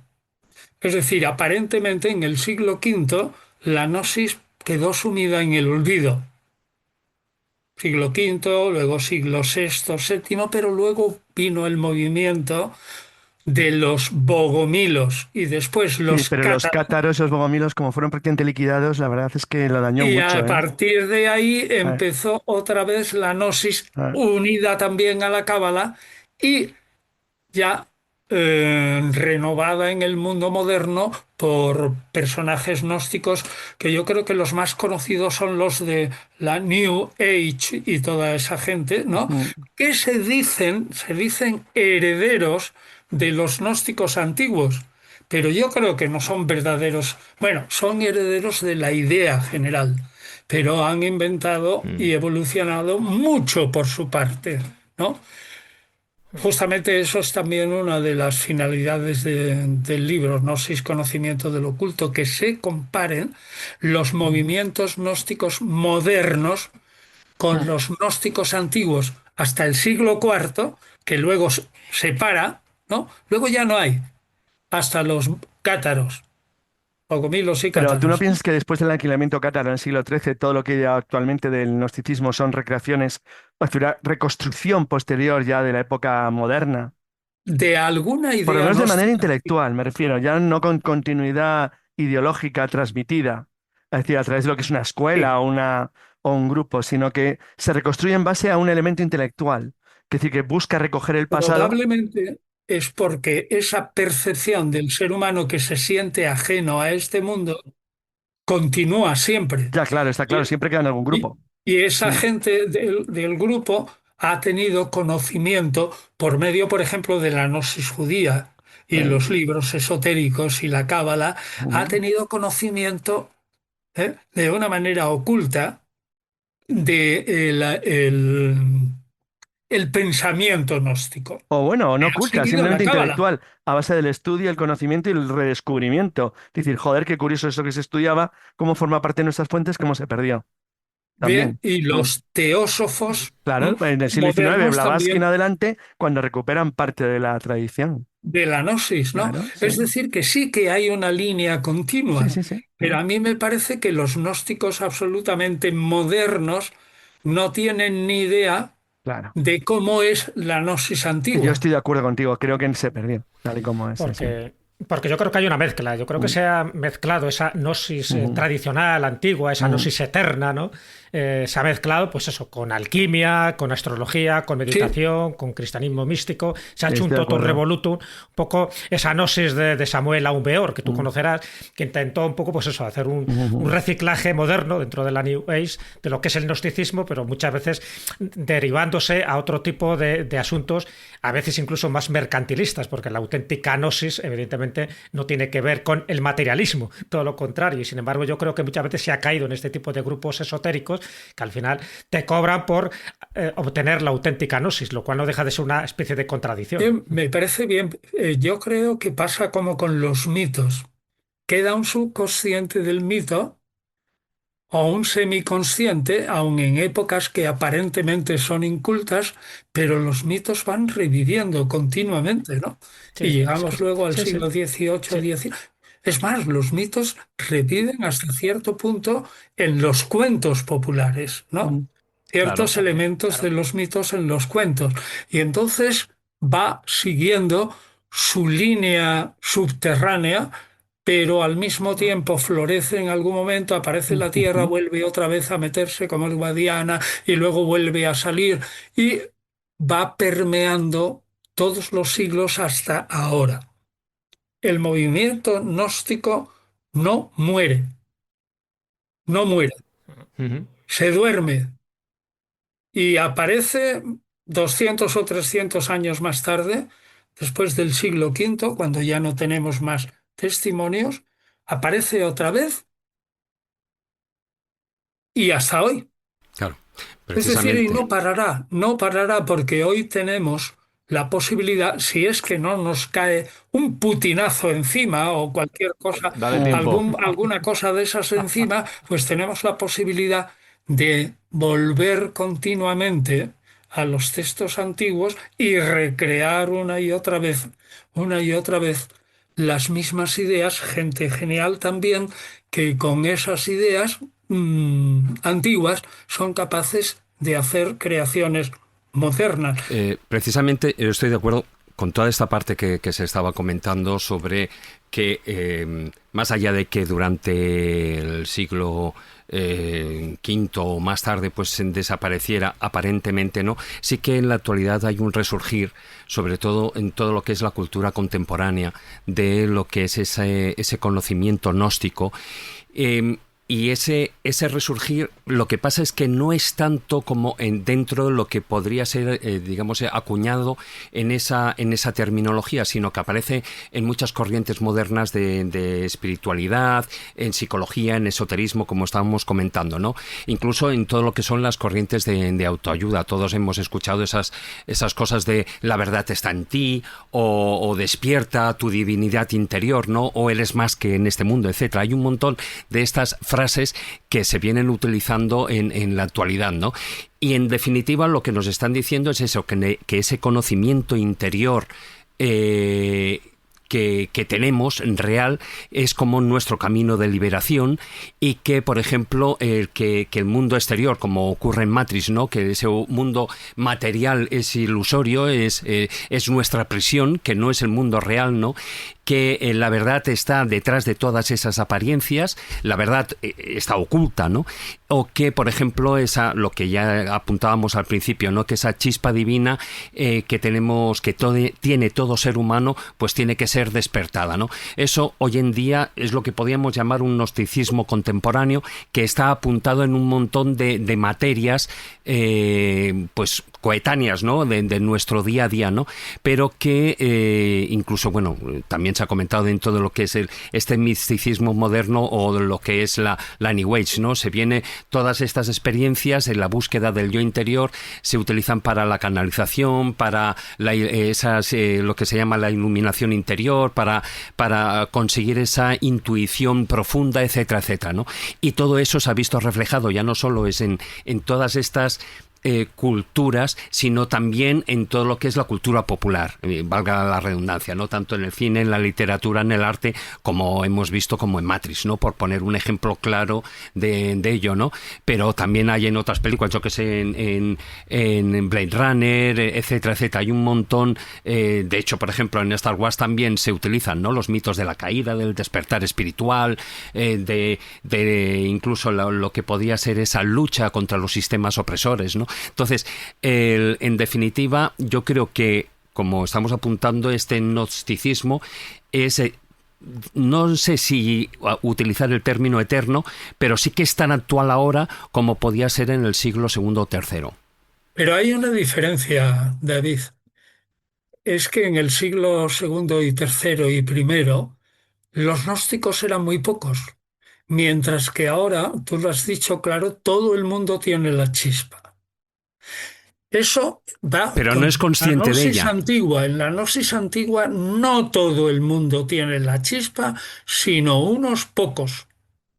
y unos pocos selectos. Sin embargo, ahora se ha democratizado en el sentido de que todo el mundo puede tener la chispa. Pero lo que sí es curioso, que hay una gran parte de los textos gnósticos que yo he recogido, que son más de 700, en los que se dice continuamente: ahonda en tu interior, conócete a ti mismo, indaga qué es lo que tú eres y ahí encontrarás la verdad y todo eso. Eso es un axioma que sí se ha continuado hasta ahora, pero como te digo, ahora está democratizado. Todo el mundo puede ser gnóstico y antiguamente no. Bueno, yo creo que algo ahí también influyó un poquitín Carl Jung, ¿no? Cuando el que leyó y que le gustaba y que por una manera se inspiró en los textos gnósticos, ¿no? Él ya planteaba el arquetipo de la expresión de la psique humana, ¿no? De que el viaje gnóstico, ¿no? Se convierte en un camino individual de iluminación, ¿no? Entonces, bueno, yo creo que eso ha influido bastante en lo que es la cultura actual. Acabas de nombrar a Carl Jung. Era tan gnóstico el hombre que durante un cierto tiempo el Códex I de Nag Hammadi fue propiedad suya, ¿eh? Hasta que le obligaron probablemente a venderlo. Qué bueno eso.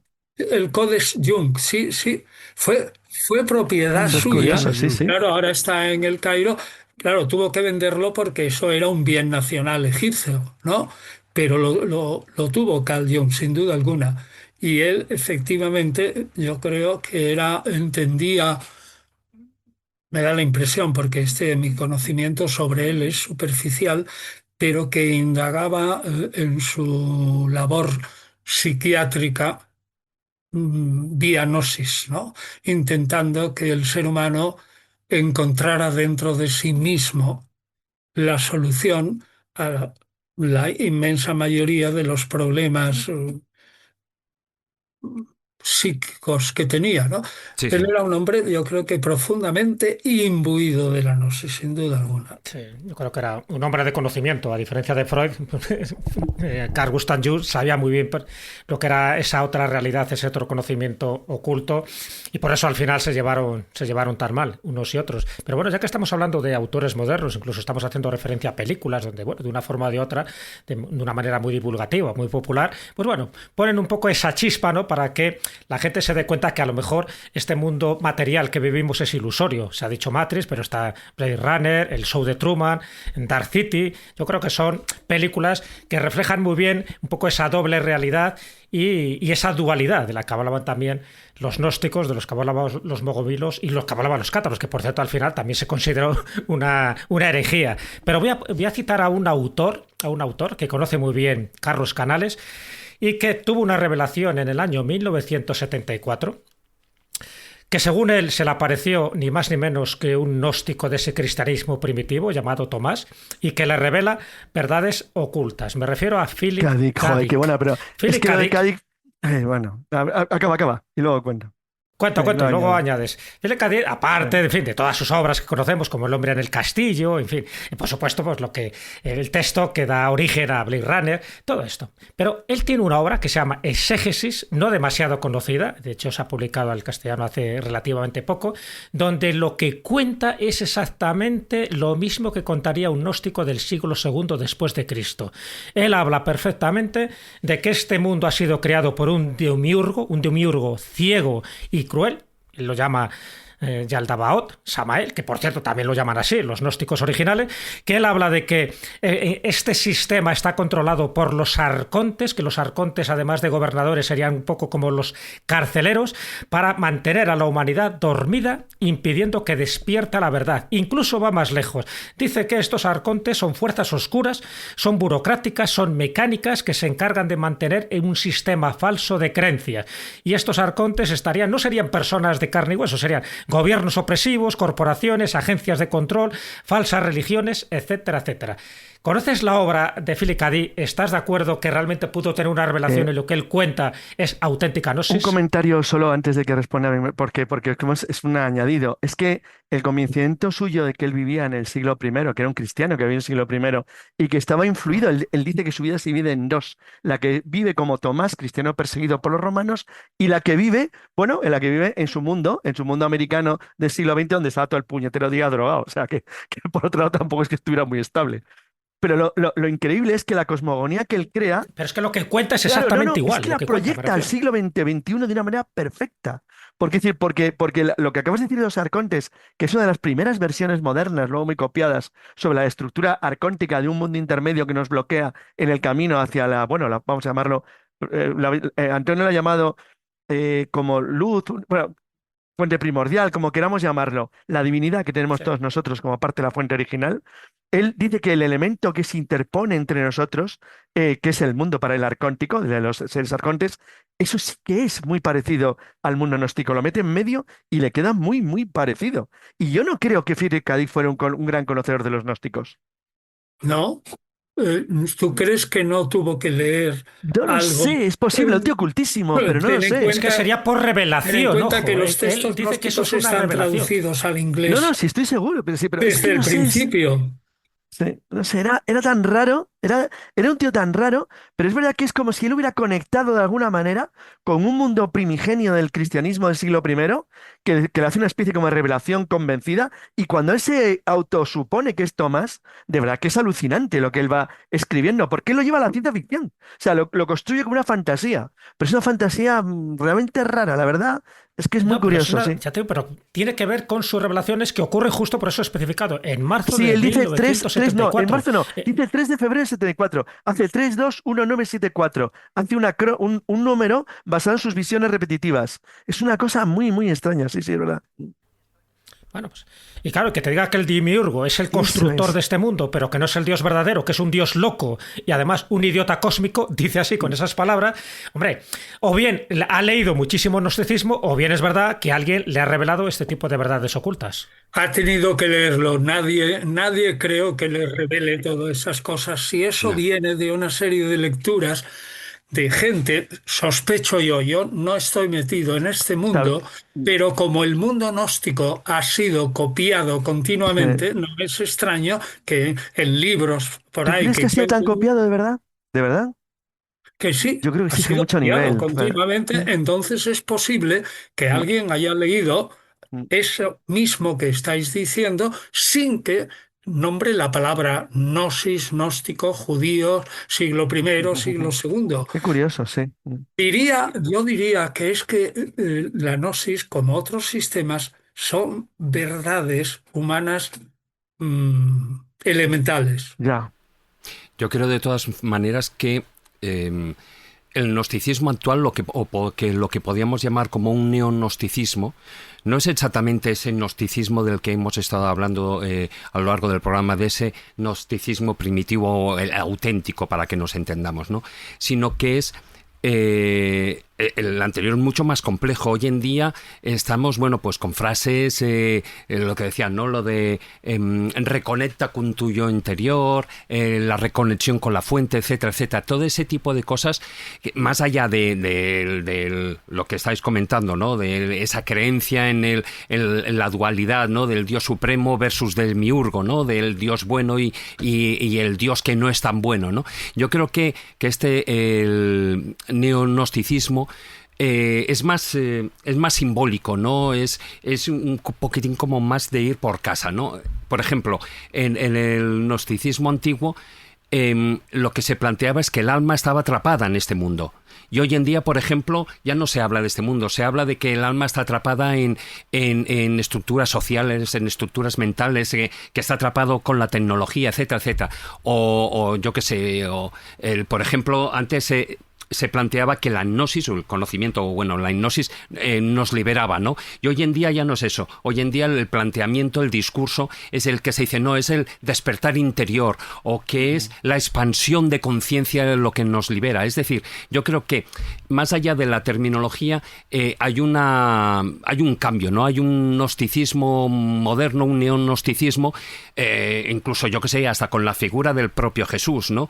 Jesús en la gnosis vendría a ser como un revelador oculto del conocimiento, y en cambio hoy en día pues ya no se habla tanto de eso, sino se habla de coaches, se habla de guías, de maestros, o incluso que uno mismo es el maestro revelador en su búsqueda en su búsqueda interior, ¿no? Entonces yo creo que todo eso ha dado un cambio, pero que está basado en ese gnosticismo antiguo o el primigenio.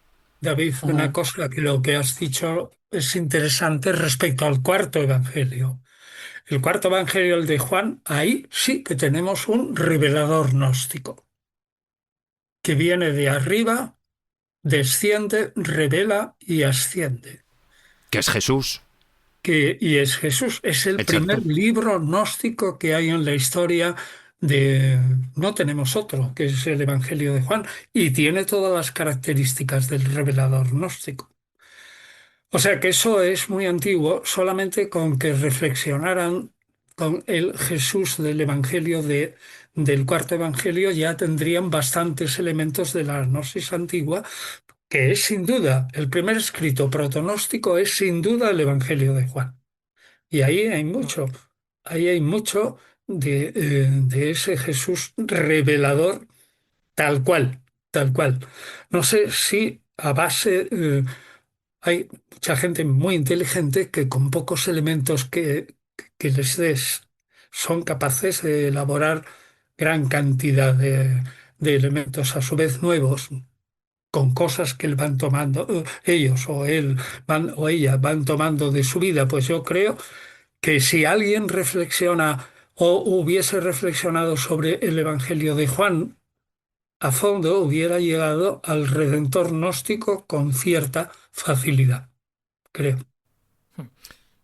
De hecho, tú en el libro comentas que gracias a la gnosis se puede entender no solo este Evangelio de Juan, sino también algunas de las cartas de Pablo de Hay Tarso. muchas cosas que son así también. Pues son de pura y sobre revelación. todo entender un poco ese judaísmo místico y el cristianismo místico. O sea, sin la gnosis sería muy difícil de entender este tipo de planteamientos y de filosofías y reflexiones que aparecen, ya digo, en los evangelios canónicos, los sinópticos, e incluso en algunos evangelios apócrifos, porque evidentemente no todos los apócrifos tienen que ver con el gnosticismo. Pero ¿tú crees que evidentemente si tenemos nociones básicas de gnosticismo, yo creo que este programa, por lo menos estamos intentando poner una serie de eslabones para que eso ocurra, tendremos un conocimiento no solo mayor del Antiguo y del Nuevo Testamento, sino también un conocimiento mayor de nuestra realidad personal?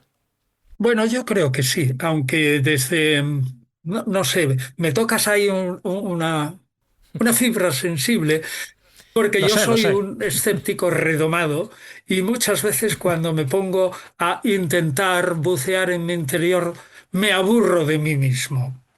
O sea que digo qué aburrido es conocerme a mí mismo y tal, y entonces pues prefiero la ciencia externa. Bueno, yo lo diría desde el punto de vista literario e histórico, lo que tú dices es verdad. Desde el punto de vista escéptico del agnóstico, un tanto, bueno, pues el agnóstico está un poco alejado de este mundo gnóstico precisamente porque esa espiritualidad ínsita en el gnosticismo está alejado por ejemplo, de un historiador escéptico y radical, como intento ser yo en algún aspecto, ¿no? Bueno, así que en eso yo no soy ningún modelo de introspección, porque yo me aburro mucho conmigo mismo. Como decía uno, dice, no, yo no estoy solo, estoy peor, estoy conmigo mismo.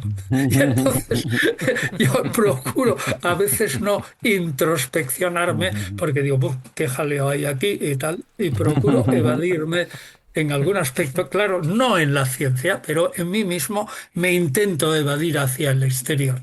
Alguien dirá, muy cómodo. Pues sí, es bastante cómodo porque quita bastantes problemas. Para Es eso está la mar, ¿no? Pero, superficial, superficial precisamente también. uno de los principales obstáculos, Antonio, y lo dices tú, porque es precisamente cuando, a ver, toda esta gente de la New Age y de estudio de la espiritualidad antigua y tal, es el tema de la meditación. El tema de la meditación es una introspección en la cual de repente te encuentras contigo mismo y dices, o sea, lejos de tener una revelación que me pueda servir como pauta y como guía, lo único que haces es que cuánto tardas en estar autoflagelándote, y hay gente que no puede meditar en absoluto, o sea, es decir, aburrirse de sí mismo, autoflagelo y ponerse nervioso porque empieza a salir como una especie de sombra, la sombra esa de Jung, que dices, madre mía, ¿qué es lo que tengo yo aquí dentro, no? Entonces es muy sintomático lo que dices, y muchas personas tienen dificultad en esa introspección interiorización, que podría ser un poco la clave de encontrar pues esa chispa, ¿no? Esa especie de luz que, según dicen, todos tenemos dentro, pero que debe estar muy oculta, Pues ¿no? muy bien, Marcos, yo creo que ahí das en el punto clave. Eh, Cuando yo, verás, y esto es un poco de chiste, ¿no? Pero cuando yo estaba empezando escribiendo este libro a un físico, amigo mío y catedrático de universidad y tal, y le dije lo que estaba haciendo sobre el conocimiento del oculto, y me dio un codazo y me dice, bueno, ¿y tú qué sabes de lo oculto?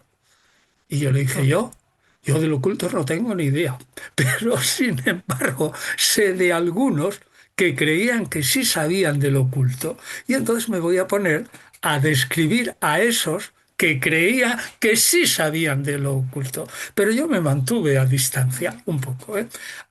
Ya sé que eso es comodidad, comodidad, pero si estuviera todo el día, ya que estoy todo el día sentado y reflexionando e intentando explicar cosas del cristianismo primitivo, si todavía también quisiera explicarme a mí mismo y tal, me volvería loco. Tengo que evadirme un poco y superficializarme, porque es que si no, sería una locura. Bueno, no sé si esto que estoy diciendo es una barbaridad, no sé. No, perfecto. En absoluto. De hecho, Por la te vida diré- misma. No, Es lo de que demuestra es que eres es de humano. sabios. Totalmente. Comodidad no me parece en absoluto, porque creo que lo que haces en tu práctica habitual es muy difícil ya de por sí. Lo que has hecho con este libro y con la explicación que nos has dado hoy en el programa de la escóbula es Qué harto nivel. complicado, y Nivelazo. conseguir que todo el mundo lo entienda es un reto casi imposible, que pocas personas mejor que tú lo pueden lograr. Yo estoy seguro, y aprovecho para decir que creo que es un grandísimo final de temporada para esta 13ª campaña de la Escóbula de la Brújula, que los escobuleros y escobuleras van a dejar muchos comentarios. Algunos dirán, pues no lo he entendido. Pues evidentemente es complicado, pero muchos estoy seguro de que valorarán el esfuerzo que has hecho para traer todo esto a tierra, para que todo el mundo lo entienda. Y cómodo no me parece, Antonio, ya te lo digo desde ya. Bueno, pues yo os lo agradezco. Agradezco porque sí es verdad, ¿sabéis qué? Que a veces yo pensaba, mis colegas que tanto saben de la gnosis, Saben, y saben. algunos que saben Los muchísimo, tuyos. ¿por qué diablos no se les ocurre explicarla al pueblo? Porque no es fácil. Porque no es Bueno, fácil, Antonio. y porque dicen, Porque es si a peligroso. mí, yo creo que los colegas dicen, si a mí me ha costado 10, 15 años estudiar esto de la gnosis, ya, que estudien ellos a ver si lo entienden. Pero yo no, yo me Vale. puse en el pellejo del lector y dije, no, no, hay que explicarles a la gente qué es esto. Y a la verdad, fue muy intenso, pero al mismo tiempo divertido. O sea, las dos cosas, ¿eh? Intenso, intenso, pero divertido, y un reto intelectual el encontrarse con una materia difícil y dice, voy a aclararla y venga y darle vueltas y lo enfoco por aquí y por allá. Entonces, quedé yo muy satisfecho con el libro este de la Gnosis, y me parece que puede ayudar a mucha gente a comprender algo que, como hemos dicho nosotros, está. está dentro de la religión cristiana, ¿eh? Está dentro del cristianismo sin duda alguna. Y entonces lo podemos entender un poquito mejor. Pues sí, pues yo estoy seguro de que lo has conseguido con el libro. Repito, estoy seguro de que lo has conseguido con el programa. Y lo digo una vez más, gran broche final a esta 13ª temporada de La Escóbula de la Brújula.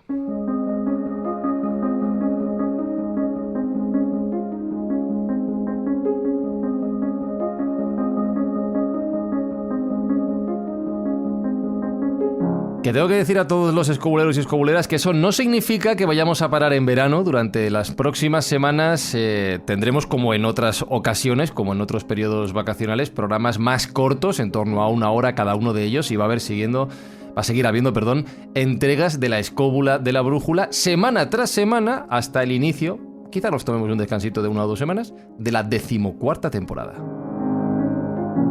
Y hablaba Antonio de la importancia de los mitos, de la traslación a los cuentos, a la hora de transmitir este conocimiento, esta gnosis, y no podemos cerrar temporada, Jesús Callejo, sin el chimpún final de tu unidad de conocimiento, lo voy a llamar así, tu cuento de Callejo. Sí, a ver, lo que decía Antonio es cierto. Los cuentos a veces está concentrada, ¿no? Esa pequeña sabiduría que de otra forma a lo mejor se hace incomprensible. Entonces, bueno, los cuentos de una forma, pues yo creo que muy simple, pero te deja ahí un poco por lo menos esa especie de chispazo, ¿no? Para que luego tú lo medites. Y este cuento que he traído a colación es un homenaje a Antonio Piñero por ser su amor por el mar, por el océano, y estoy seguro que además este cuento él lo conoce. Y este cuento, que tiene mucho que ver con pues, lo que hemos hablado a lo largo de estas horas, en fin, de ese conocimiento de lo que puede ser Dios y lo que Dios implica en nuestra vida y en este universo, por ahí van los tiros y se titula El niño y el mar.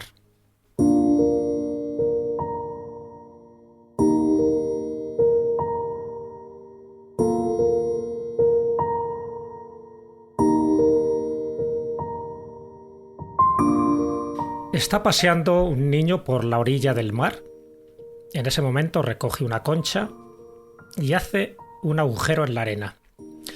Por allí cerca hay un anciano teólogo que en ese momento está reflexionando sobre la divinidad, sobre qué es Dios y sobre el misterio de la Trinidad, y cuando ve al niño hacer este acto, se acerca curioso y le pregunta: «Niño, ¿qué estás haciendo?».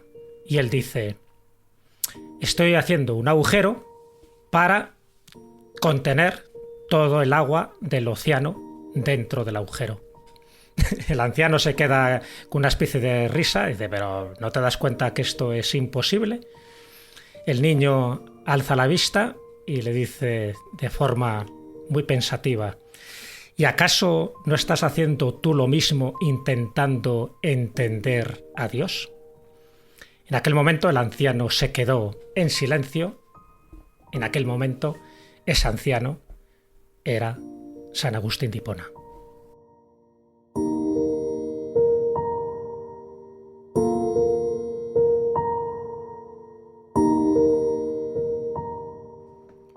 Fíjate que estaba pensando en esa frase que tantas veces hemos comentado de lo que es arriba es abajo, lo que es abajo es arriba, y cómo a veces la sabiduría viene por un comentario, quizá por la persona que menos te espera, la que teóricamente menos nivel tiene, que es la candidez de un niño, ¿eh? Que te da una bofetada de sabiduría. Es una anécdota, sí. Lo he convertido en cuento, pero es una anécdota que estoy seguro que Antonio conoce y que un poco le sirvió también de chispa a San Agustín en aquel momento. Eso es una anécdota que cuentan de San Agustín, ciertamente. Pero está muy bien traída, es muy bien traída. Y él, claro, se refiere a la incomprensibilidad del misterio divino, y lo refleja en ese cuento de intentar meter dentro de un hoyo todo el agua del océano. Pues te diré, Antonio, que creo que hemos intentado, no sé si toda el agua del océano, pero un mar gordo en 2 horas hemos intentado meter hoy aquí en La Escóbula. Pero tú crees que la gente nos ha entendido, ¿no? Hemos sido yo creo que sí, yo creo que sí. Hablando de aquí y de allá. Pero vamos a ver, Antonio, estamos en La Escóbula, o sea, quiero decir, aquí la corrección y el orden brillan por su ausencia siempre, pero yo te diré una cosa, yo me considero el primero de los oyentes, creo que lo he entendido, que una segunda escucha le voy a dar, no te lo niego. Yo creo que ahí radica, pero que me parece Efectivamente, pero que me parece que sí van a entender y a seguir todo lo que se ha contado, que sí van a recibir el conocimiento que tú has transmitido, que es mucho, y que les animo, aparte de escuchar por segunda vez la escóbula, a hacerse con Gnosis, Conocimiento del Oculto, editado por Trota, que es el libro de Antonio Piñero, donde cuenta todo esto en muchísimo más detalle si queréis más información. Así que, Antonio, de mi parte, de mis compañeros, por supuesto, y de todos los oyentes de la escóbula, gracias por hacer posible el programa de hoy. Bueno, soy yo el que agradezco. Jesús Callejo lo sabe, que lo he dicho 1000 veces. 1000 veces, Jesús. ¿Cuántas veces he dicho yo que un catedrático de universidad es casi un cero a la izquierda sin sus amigos periodistas? Muchas veces. Porque ese catedrático de universidad pues habla a poquísimas personas. Y sin embargo los amigos periodistas tienen una capacidad de expansión tremenda. Entonces ese catedrático tiene que decir, soy yo el que agradece.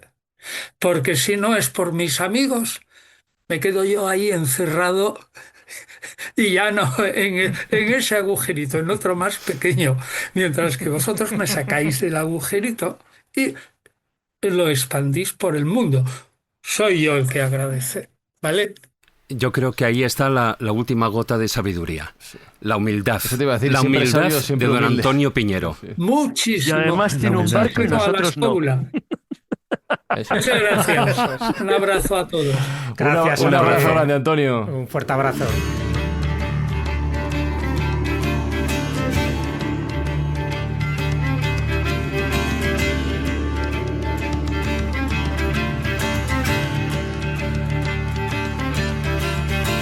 Yo creo, Carlos Canales, no sé si ha pasado desapercibido, has dado con la clave del conocimiento, la gnosis y todo, tener un Eso barco. Y tú lo tienes Eso y los es, demás no. efectivamente. Y punto, Encima está en pelota. Galicia Ya está. tomando el fresco Ahí y nosotros está. aquí jorobados sufriendo calor.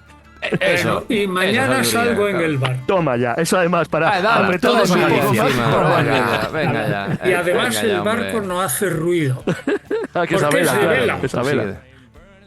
Mira, ¿sabéis una cosa? Un barco de vela es algo fantástico. Bueno, para Hacienda les molesta muchísimo porque con un depósito de 180 litros de gasoil tengo yo para más de un año. Hala. Pues, Para pues más nada, de un año. seguiremos es decir, hablando. en un claro. año no gasta un depósito de gasoil. Voy siempre a vela. Es absolutamente silencioso. Y tiene una cosa la vela, y es que el viaje en sí mismo es un objetivo. Es decir, tú estás, por ejemplo, aquí en Galicia, en Bayona, tiene enfrente esas islas tan bellas que son las islas Cíes, ¿no? Y si tú tienes un barco de estos de motor, 200.000 caballos y haces y llegas allí en 5 minutos y dices, bueno, ¿y ahora qué hago? Entonces, ¿ahora qué hago? Pues leo un libro o me zambullo. Sin embargo, el barco de vela pues tarda 2 horas en llegar, pero el placer de ir hasta las Cíes en el barco ya en sí mismo es un placer. Y es un placer controlar el viento, poner las velas de tal manera que el barco vaya bien, que el invitado que va pues en el barco no escore, quiero decir que no se incline de tal modo que no le parezca que tiene que hacerse como una lagartija allí, agarrándose para no caerse al agua, mantener el barco así tranquilo y todo en silencio, y va avanzando el barco. Luego yo tengo un barco antiguo. Oye, Antonio, que tengo que despedir el programa, ¿eh? Tengo un barco antiguo que tiene 35 años, que precisamente por eso es buenísimo, porque es así de gordo la parte de fibra, o sea, es más tremendo que el acero, ¿eh? O sea, llega Cuando un las momento- cosas se hacían bien, sí, di que sí. Sí, exactamente, y venga otra capa de fibra y otra y otra y otra, y va el barco rompiendo las olas y tal, son olas de 2 o 3 metros, el barco va impasible, de verdad, o sea que es impasible, entonces va tranquilo y yo procuro no escorar el barco, es decir, no voy a decir voy a ir contra el viento de tal manera que tengo que ir así como una lagartija, no, sino que no llego ahí al sitio predeterminado, sino que me desvío como un cangrejo, pero como digo, Claro, pues ya no, está. Pues digo, a disfrutar. el viaje en sí es un objetivo. El viaje en sí Sí, es un señor. objetivo y se pasa bien. Un barco de vela es también, yo creo que le pasa con todos los deportes, ¿no? Antonio, que se me acaba la música. ¿No os parece que aquel que tiene un hobby, el que tiene un hobby y lo estima mucho, ocurre que habla entusiasmado con el hobby? Y es que está envenenado, ¿no? Porque le gusta el hobby, ¿no? Pues a mí me pasa con la vela, que es como un veneno, ¿no?